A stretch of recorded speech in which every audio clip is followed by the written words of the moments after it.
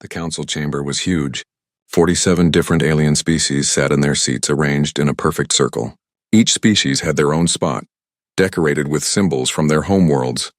Humans had a small section near the back. It had always been that way. Kate Morrison stood at the human podium. She was tired. After 30 years of talking, arguing, and begging, she was finally tired of it all. Her hair had turned gray during her time as Earth's ambassador. The alien said it was because humans aged too fast. Kate knew it was because dealing with the council was exhausting. Today was voting day. The council was deciding on something called the Limitation Accords. Kate already knew how the vote would go. She had spent weeks trying to convince other delegates to vote against it. They all said the same thing. They were sorry, but they had to think about their own people first. The Limitation Accords were simple. Humans could not expand their colonies beyond 10 systems. Humans could not build more than 50 military ships. Humans had to share all their technology with the council for free. Humans had to follow special rules that nobody else had to follow. Prime Counselor Zethrak called for the vote. He was a Thoraxian, tall and covered in blue scales that shimmered under the chamber lights. He looked at Kate with something that might have been pity. Or maybe it was contempt. Kate could never tell with Thoraxians. The voting display lit up. One by one, the species voted. Green meant yes. Red meant no. The display filled with green lights. Kate watched her friend Zethon, a crystalline being who looked like living glass, press the green button. Even her only real friend had voted against humanity. 46 green lights. One red light from humanity. The accords had passed. Zethrak smiled, showing rows of sharp teeth. He began reading the official statement. Humans were too aggressive, too unpredictable, too young to be trusted with full freedom. These limitations were for the good of the galaxy. For peace and stability, Kate had heard it all before. 200 years of the same words. Humans were always too something, too emotional, too violent, too quick to change. The council loved to remind humans that they were the newest members, the youngest species, the ones who needed to be controlled. She remembered her first day in this chamber 3 decades ago. She had been excited then. Humanity was part of something bigger. They would learn from older, wiser civilizations. They would take their place among the stars. That excitement had died slowly. Every proposal humans made was rejected. Every request for colony rights was denied. Every attempt to trade fairly was met with demands for free human labor and technology. The council took and gave nothing back except restrictions. Kate thought about the human doctors working in council hospitals. They made up almost a third of all medical staff. They worked longer hours than other species and got paid less. When they asked for fair wages, the council said humans should be grateful for the opportunity to serve. She thought about the human engineers who kept old systems running on dozens of worlds. They fixed problems nobody else could solve. They invented new solutions to old issues, and the council called it required technology sharing under treaty obligations. She thought about the human soldiers who died protecting council borders from pirates and raiders. They fought bravely and asked for nothing except respect. Instead, the council said they were too violent and needed to be controlled. Zethrak finished reading the statement. He looked at Kate and said she could respond if she wished. His tone suggested he expected her to accept the decision quietly, like humans always did. Kate walked to the center podium. The chamber was silent. Every species watched her with their various eyes, sensors, and perception organs. She took a deep breath. She began speaking.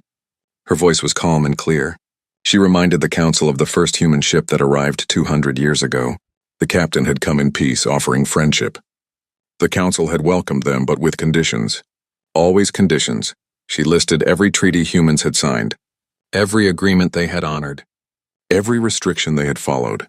She talked about the colony applications that were rejected for no reason.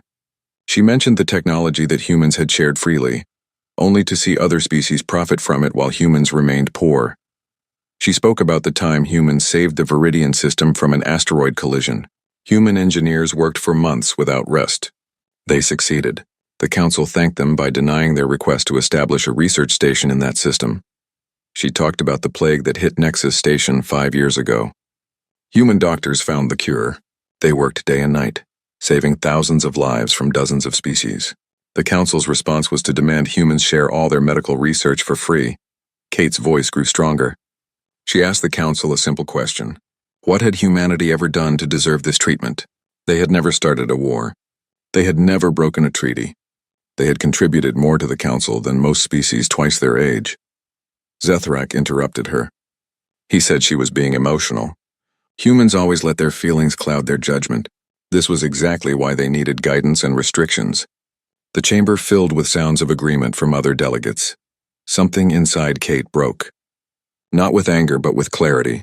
She realized that nothing she said would matter. The council would never see humans as equals. They would always find reasons to keep humanity down. Kate stopped speaking. The chamber fell silent, waiting for her to continue her emotional outburst as they expected. Instead, she smiled. It was not a warm smile. She thanked the council for a valuable lesson.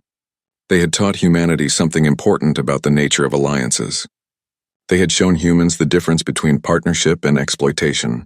They had made it very clear where humanity stood in the galactic order. Then Kate said the words that would change everything. She announced that humanity was formally withdrawing from the Galactic Council. Effective immediately, all human personnel would return to human space. All human assets would be removed from Council territory. All agreements and treaties were hereby void. The chamber exploded with noise.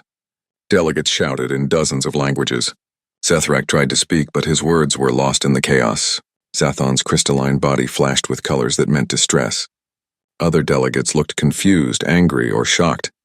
No species had ever left the council before. The idea was unthinkable. The council was supposed to be the ultimate authority in the galaxy. Species joined and stayed forever. That was how it worked. Kate did not wait for a response. She walked away from the podium with her head high. Her small delegation followed her. They left the council chamber while delegates were still shouting questions and demands. Outside the chamber, Kate allowed herself a moment of emotion. Her hands shook slightly. Her assistant, a young woman named Beth Harrison, looked worried. She asked if Kate was sure about this decision. Kate nodded. She had never been more sure of anything in her life. Humanity had spent 200 years trying to earn respect that would never come. It was time to stop begging for acceptance and start demanding dignity. She sent a coded message to Earth. 3 simple words. Begin the withdrawal. Within minutes, the message reached every human in council space. The plan they had prepared in secret was now active. Kate looked back at the council building one last time. It was beautiful, built from materials gathered from 100 worlds. Humans had helped construct parts of it. They had maintained it. They had respected it. Now they were leaving it behind. Let the council find someone else to do the work they had always taken for granted. Let them learn what it meant to lose something they never appreciated. As Kate's ship left Viridian Prime, she thought about the future. Humanity would face challenges. They would be alone for a while, but they would be free. Free to grow, to build, to become whatever they wanted without council restrictions. The council had made their choice.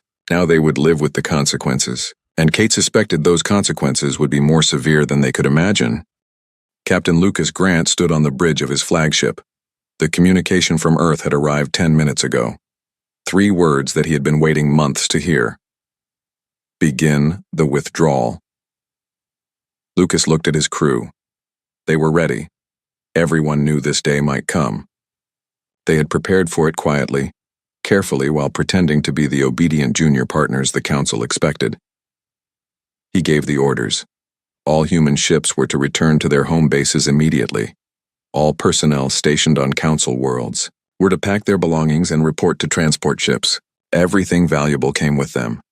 Everything else was to be left clean and organized. The operation moved like clockwork. Human soldiers at joint military bases packed their equipment within hours. They said polite goodbyes to alien colleagues who looked confused and worried. Nobody explained what was happening. Orders were orders. On Nexus Station, a massive trading hub, human workers began leaving their posts. The station manager, a Thoraxian named Velkon, rushed to the human residential section.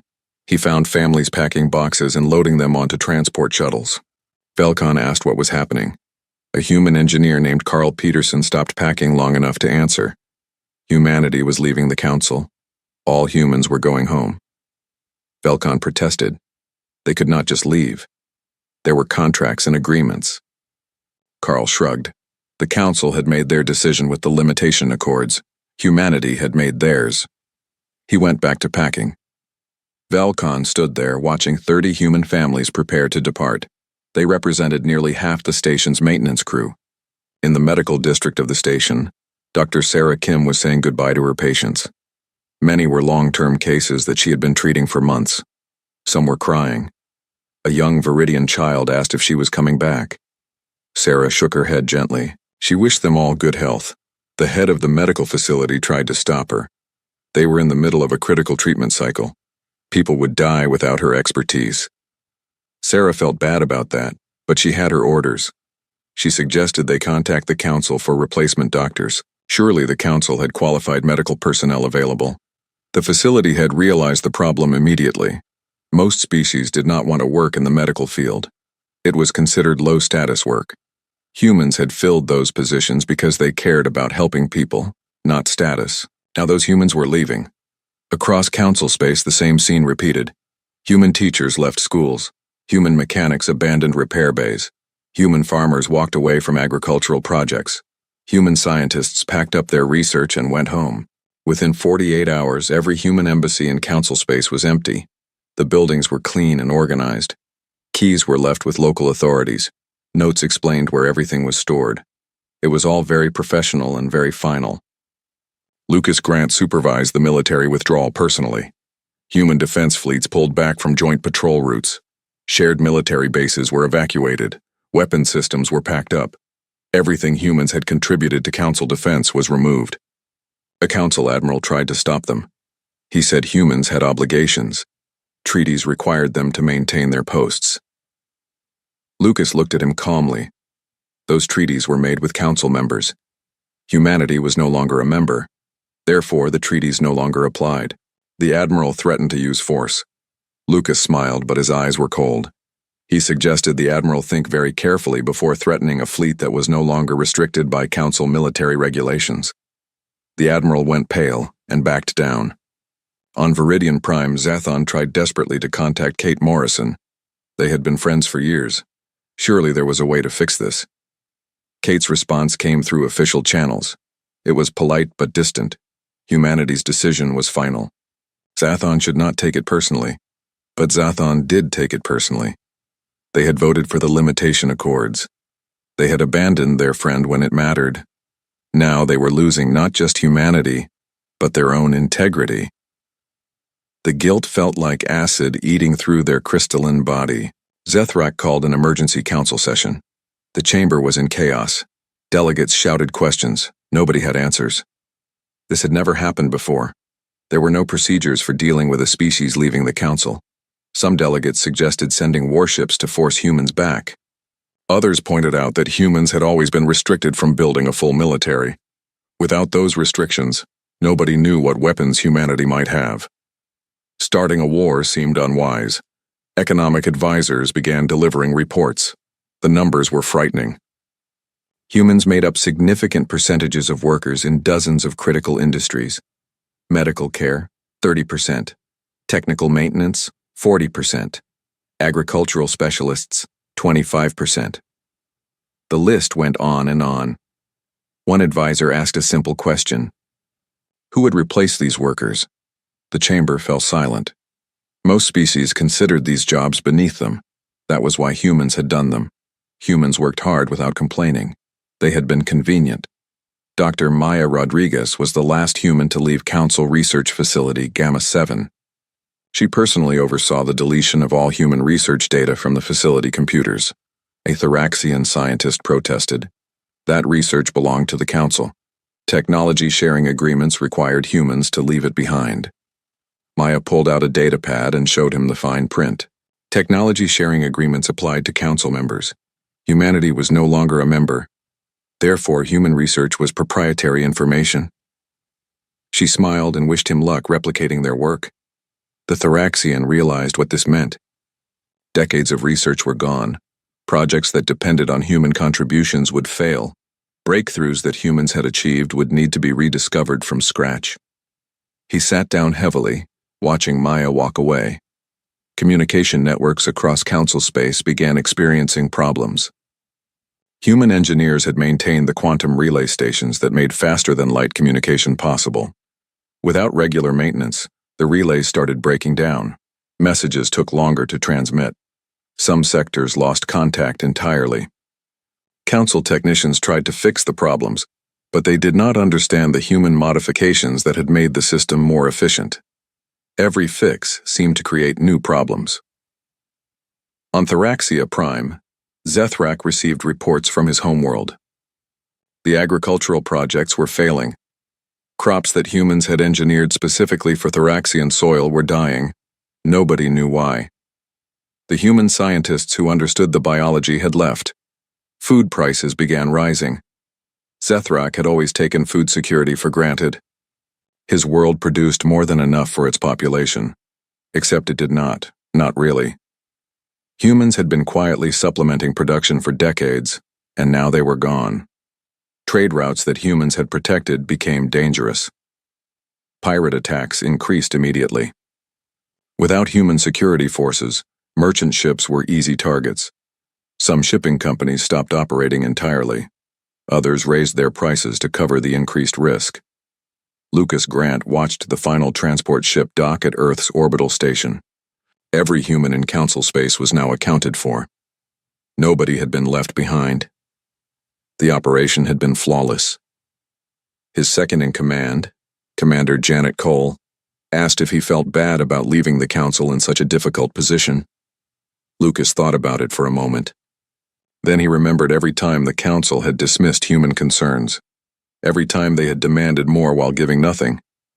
He told Janet that he felt nothing at all. The Council had made their choice. They had decided humanity was too dangerous, too unpredictable, too young. Now they would learn what it meant to lose the people they had always taken for granted. Kate Morrison stood in her new office on Earth.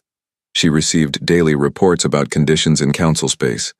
Infrastructure failing, communications breaking down, medical facilities overwhelmed, food shortages beginning.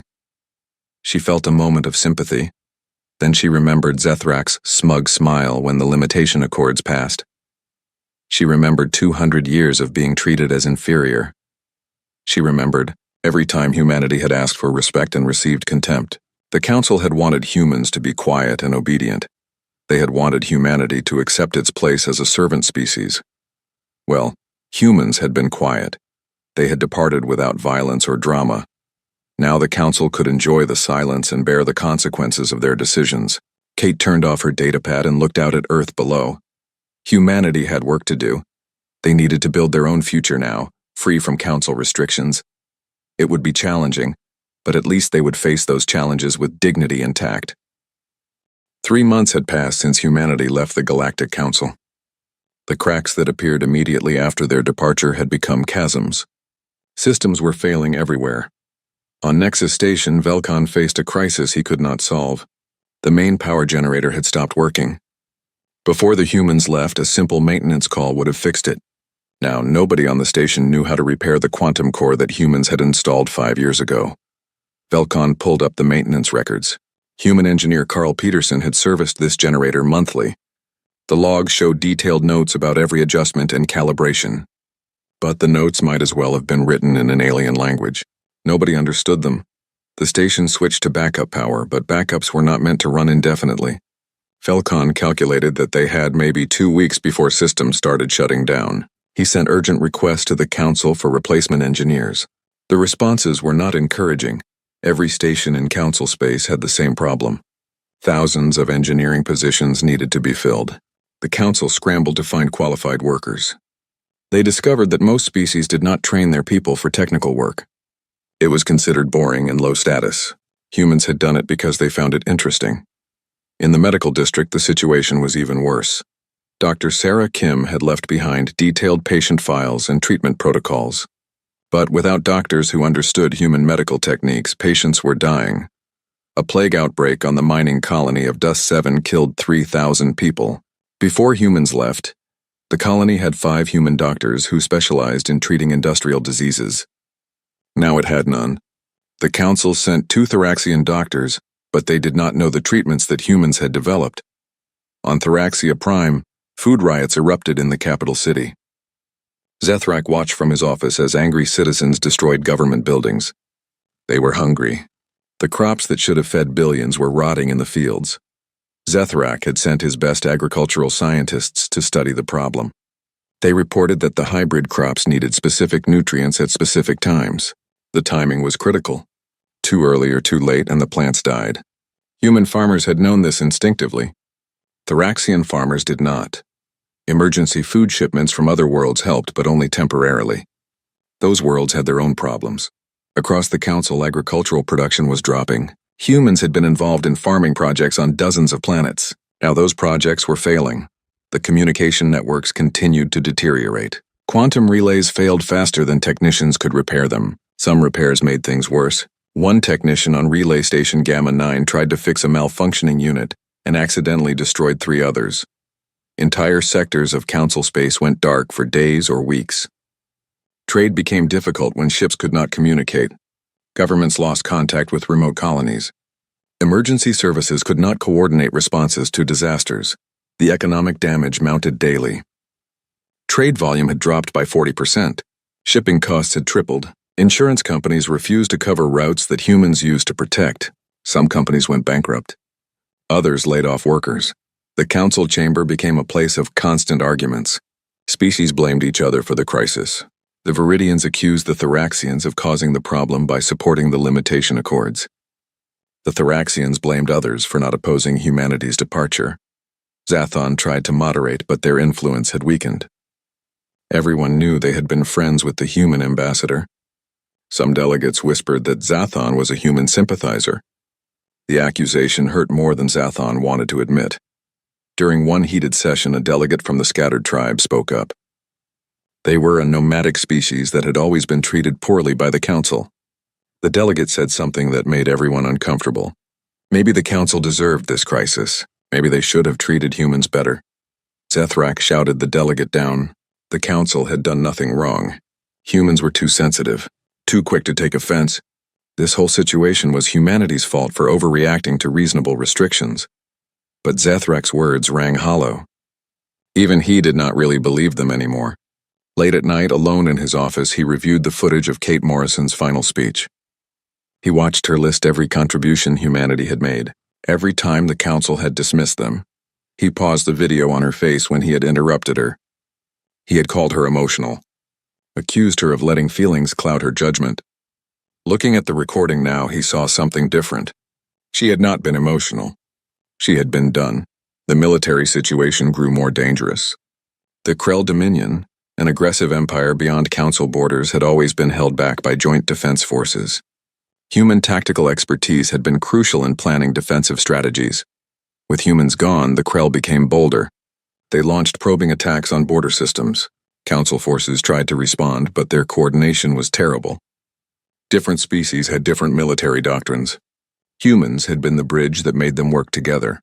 The Krell captured a small border colony called Haven's Rest. It was the first time in a century that council territory had been taken by force. The message was clear. Without human military expertise, the council was vulnerable. Council military commanders panicked. They sent urgent requests to Earth, offering enormous payments for human military advisors. The response from Earth was brief and professional.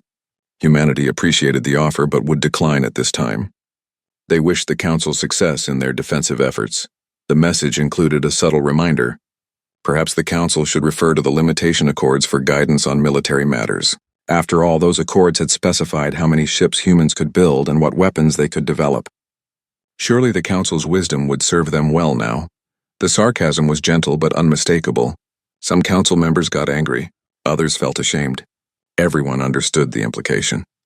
The council had restricted human military development because they feared it. Now they needed that military expertise and could not have it. Zathon made another attempt to contact Kate Morrison. This time they did not use official channels. They sent a personal message to Kate's private communication line, one that she had given Zathon years ago when they became friends. Kate responded. The conversation was short and painful. Zathon apologized for voting for the limitation accords. They admitted they had been a coward, putting political pressure ahead of friendship. They begged Kate to reconsider humanity's withdrawal. Kate's response was kind but firm. She forgave Zathon personally. She understood the difficult position they had been in. But humanity's decision was final. 200 years of being treated as inferior was enough. Humans would not return to the Council. Zathon asked if there was anything the Council could do to change humanity's mind. Kate was quiet for a long moment. Then she said something that Zathon would never forget. The Council could learn. They could grow. They could become better. But that growth would have to happen without humanity. After the conversation ended, Zathon sat in darkness for hours. Their crystalline body flickered with colors that meant deep sadness. They had lost more than a political ally. They had lost a friend, and they had nobody to blame but themselves. On Earth, Kate looked at the reports flowing in from Council space. Infrastructure collapsing, food shortages spreading, medical crises multiplying, military defeats mounting. The Council was suffering. Some of her advisors suggested offering limited assistance. Humanitarian aid for the medical crisis, perhaps, or selling food to worlds facing starvation. Kate considered it carefully and decided against it. Helping now would only teach the Council that they could abuse humanity and still receive aid when convenient. The lesson needed to be complete. The Council needed to understand fully what they had lost. Only then might they learn to value others properly. Kate sent a message to all human citizens. It explained the situation in Council space and why humanity would not intervene. Some people disagreed. They felt bad for innocent civilians suffering because of their leaders' mistakes. Kate understood their feelings. But she also remembered every human who had died protecting Council borders. Every human scientist whose research had been stolen. Every human worker who had been paid less for doing more. Compassion was important, but so was self-respect. Humanity had departed quietly, without violence or threats. Now the Council would bear the consequences of taking human contributions for granted. It was a harsh lesson, but sometimes harsh lessons were the only ones that stuck. While the Council struggled with crisis after crisis, humanity was quietly transforming. Free from Council restrictions, they could finally show what they were truly capable of. Dr. Maya Rodriguez stood in a research facility that did not officially exist. For decades, she had been working on projects that the Council deemed too dangerous. Faster-than-light drives that exceeded anything the Council had. Weapon systems based on physics that other species barely understood. Artificial intelligence that could think and create. The Council had forbidden most of this research. They said humans were too young, too reckless, too unpredictable to be trusted with advanced technology. So humans had learned to be very good at keeping secrets. Maya activated a holographic display showing the new faster-than-light drive. It was 3 generations ahead of Council technology. Ships using this drive could cross the galaxy in weeks instead of months. The Council had always controlled faster-than-light technology carefully, keeping everyone dependent on their infrastructure. Not anymore. Humanity had surpassed them. Captain Lucas Grant walked through the shipyards orbiting Mars. Row after row of warships stretched into the distance. Some were newly built, others were older vessels that had been upgraded with hidden military systems. The Council had limited humanity to 50 military ships. They had assumed humans would obey that limitation. What they did not know was that humans had built hundreds of civilian vessels with modular designs. Those civilian components could be swapped for military ones in hours. Lucas smiled as he watched construction crews work. The human fleet was now larger than most Council members realized. More importantly, it was more advanced. Human engineers had been designing better weapons and defenses for years, just waiting for the chance to build them. But humanity did not plan to remain isolated. Kate Morrison had always known that Earth alone could not stand against the entire galaxy if things went badly. They needed allies. Real allies, not the false partnership the Council had offered. The first species to approach humanity was called the Verdant Collective. They were plant-based beings, slow-moving but incredibly intelligent. The Council had classified them as non-sentient and denied them representation. It was one of the Council's many shameful decisions. Human scientists had proven verdant intelligence years ago, but the Council ignored the evidence. The Verdants communicated through complex chemical signals that most species could not detect. Humans had developed technology to translate these signals, giving the Verdants a voice for the first time. Kate met with Verdant representatives on a colony world called New Gardens. The Verdants moved slowly, their root systems anchored in special soil containers. Through the translation devices, they spoke with wisdom accumulated over thousands of years. They thanked humanity for recognizing their intelligence. They offered friendship and alliance. In return, they asked only for continued respect and the technology that allowed them to communicate. Kate agreed immediately. This was the kind of partnership she had always wanted. Other species followed. The scattered tribes, nomadic miners who had been exploited by the Council for cheap labor, sought refuge among human colonies. They brought their expertise in mining and metallurgy. Humans offered them fair wages and equal treatment. The Silent Watchers arrived next. They were observers, a species that perceived reality through scent and chemical gradients. Most council members could not even tell when Silent Watchers were present. Humans built devices that could translate their unique language, and suddenly the Silent Watchers had allies who could understand them. Within a year of leaving the council, humanity had formed a new alliance. They called it the Free Worlds Coalition. The charter was simple.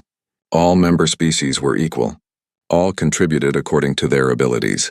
All shared in the benefits. Nobody was considered superior or inferior.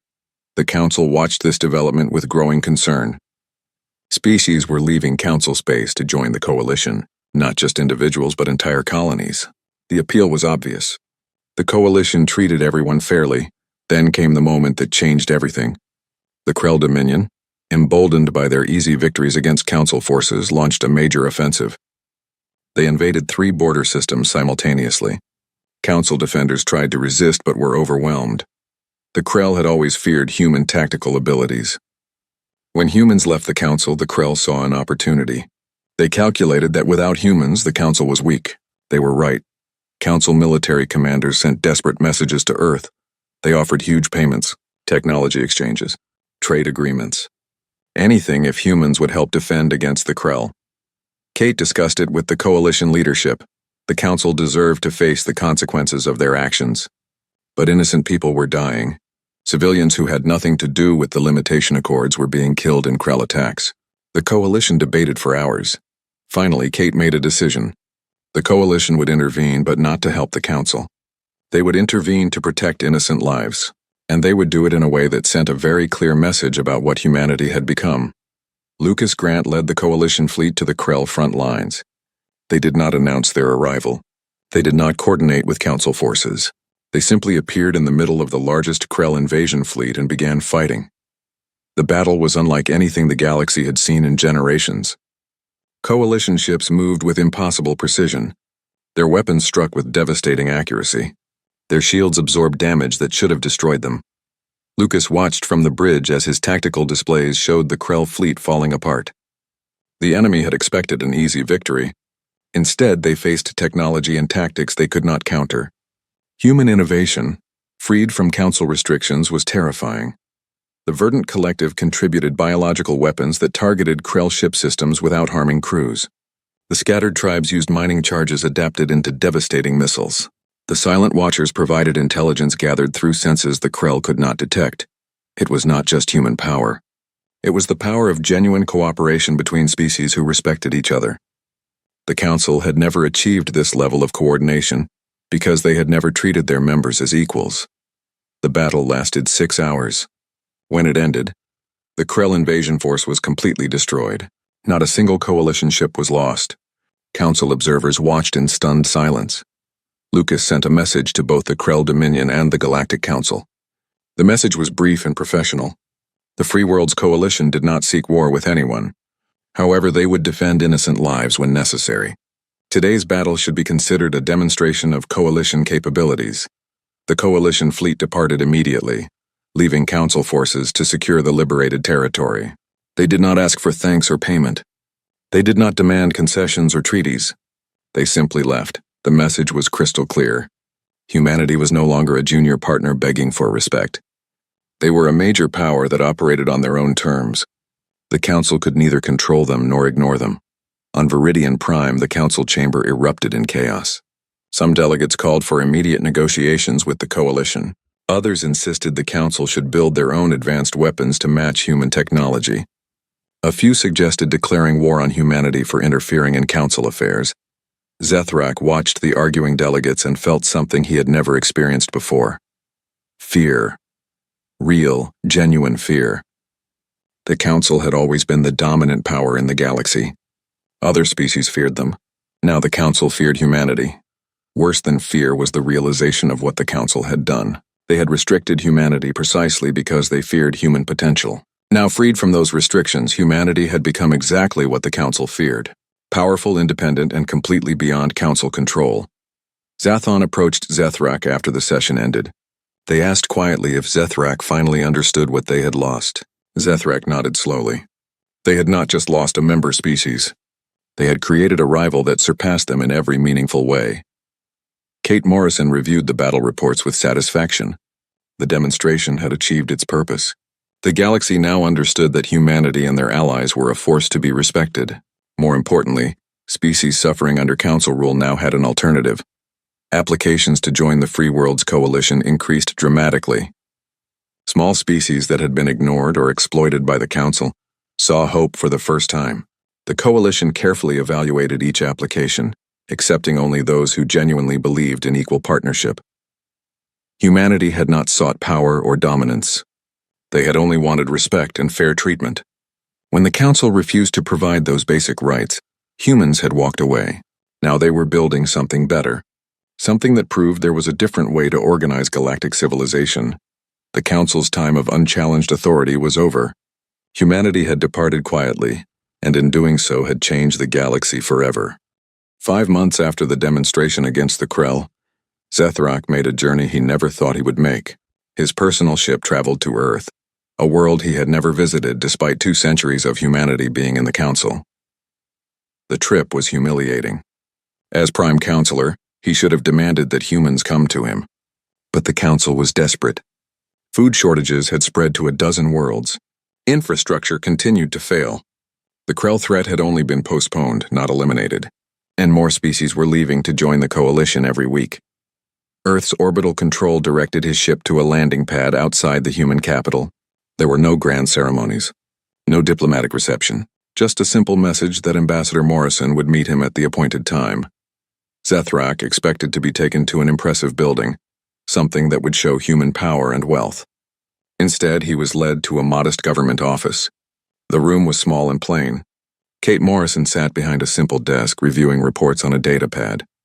She looked up when he entered and gestured to a chair. Zethrak sat feeling uncomfortable. In the council chamber, everything was designed to impress and intimidate. This room had none of that. The message was subtle but clear. Humanity did not need to impress anyone anymore. Zethrak began his prepared speech. He acknowledged that the council had made mistakes. They had not fully appreciated human contributions. Perhaps the limitation accords had been too harsh. He hoped that humanity would reconsider their departure and return to the council. Kate listened without interrupting. When he finished, she was quiet for a long moment. Then she said something that made Zethrak's scales go cold. She reminded him of her final speech before the council. She had warned them that the limitation accords would have consequences. The council had chosen not to listen. Now those consequences were real. The council's economy was damaged. Their military was weak. Their political unity was broken. And the species they had dismissed as too young and too dangerous had become the most powerful force in the galaxy. Zethrak tried to argue. He said the council had always acted in good faith. They had been trying to maintain galactic stability. Surely Kate understood that difficult decisions had to be made for the greater good. Kate's expression hardened. She asked him a direct question. Had treating humans as inferior really been necessary for stability? Or had it simply been convenient? Had restricting human technology really been about safety? Or had the council been afraid of competition? Zethrak had no good answer. Deep down he knew the truth. The council had kept humanity down because it was easier than treating them as equals. Other species might have demanded better treatment if humans received it. The whole hierarchical system would have been threatened. Kate presented him with a proposal. The Free Worlds Coalition would provide humanitarian assistance to council worlds facing crisis. They would share some technology, though not their most advanced systems. They would maintain peaceful relations and open trade. In return, the council must formally acknowledge their mistreatment of humanity. They must apologize publicly. They must repeal the limitation accords and all similar discriminatory laws, and they must commit to treating all species equally in the future. Zethrak asked if humanity would rejoin the council under these terms. Kate shook her head. That chapter was closed. Humanity would never return to the council. The coalition and the council would exist as separate entities, cooperating when beneficial but remaining independent. Zethrak felt his world crumbling. The Council had defined galactic order for thousands of years. Now humanity was saying that order was broken and would not be restored. A new system would emerge, one where the Council was no longer supreme. He had no choice but to accept. His people were starving. His civilization was failing. Pride meant nothing against those realities. He agreed to all the terms. As he prepared to leave, Kate offered one final observation. The Council would recover from this crisis. They would learn and grow, but they would never forget what it cost to take humanity for granted. That lesson, she said, was worth all the pain they were experiencing. Zethrak returned to Viridian Prime and presented the terms to the Council. The debate was fierce. Some delegates called the terms humiliating. Others pointed out that they had no alternatives. Eventually, the Council voted to accept. The formal apology was broadcast across the galaxy.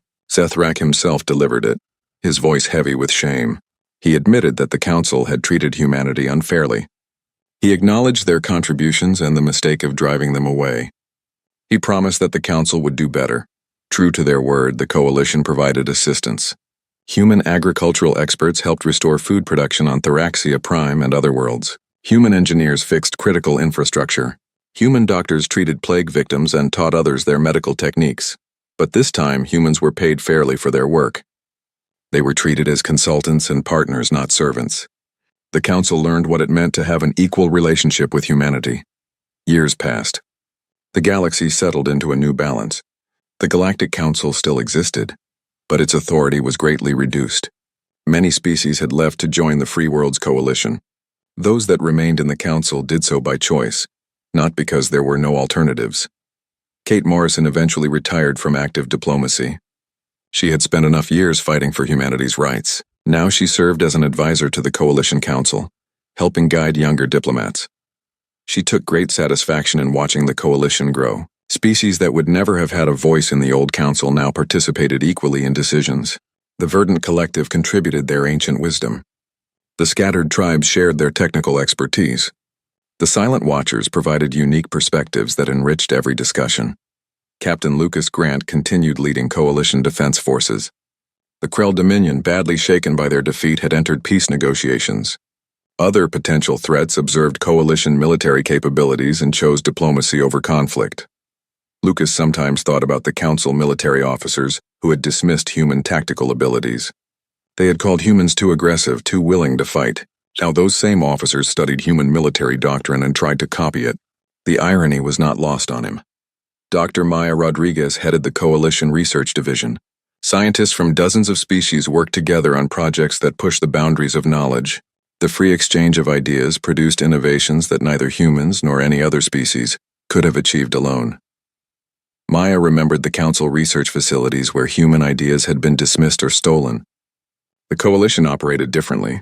Every species contributed according to their abilities. Every species shared in the benefits. Credit was given where it was due. Zathon eventually resigned from the Council and emigrated to Coalition space. They found Kate one day and apologized again for voting for the limitation accords. Kate forgave them, understanding the impossible position they had been in. Zathon became an important figure in the Coalition, using their experience to help other species transition from Council membership. They dedicated the rest of their life to building the equal partnership that should have existed from the beginning. 5 years after humanity's departure, Kate stood on the observation deck of Coalition Station Prime. She watched ships from dozens of species dock and depart. Trade flourished. Research advanced. Military cooperation ran smoothly. Everything worked because it was built on respect and equality. A young human officer approached and asked Kate a question. Did she ever regret the confrontation with the Council? All the pain and struggle that followed? Kate thought carefully before answering. She explained that sometimes the only way to gain respect was to walk away from those who would never give it freely. Humanity had shown the Council the consequences of their choices. The lesson had been harsh but necessary. More importantly, humanity had built something better. The Coalition proved that galactic civilization could be organized around cooperation between equals. Other species saw this and wanted to be part of it. The young officer thanked her and returned to duty. Kate remained at the observation window, watching the peaceful activity of the station. Ships arriving, ships departing, species working together. It was everything she had dreamed of during those long, frustrating years in the Council. Humanity had not sought power or dominance. They had only wanted dignity and fair treatment. When the Council refused to provide those basic rights, humans had made a difficult choice. They had departed quietly, leaving the Council to face the consequences of their actions. Those consequences had been severe. But they had also been educational. The Council learned what it meant to lose people they had always taken for granted. They learned that treating others as inferior had real costs. And they learned that human patience, while extensive, was not infinite. The galaxy was different now. Better in many ways. Two major powers existed instead of one. Species had choices about which system to join, and everywhere the message was clear.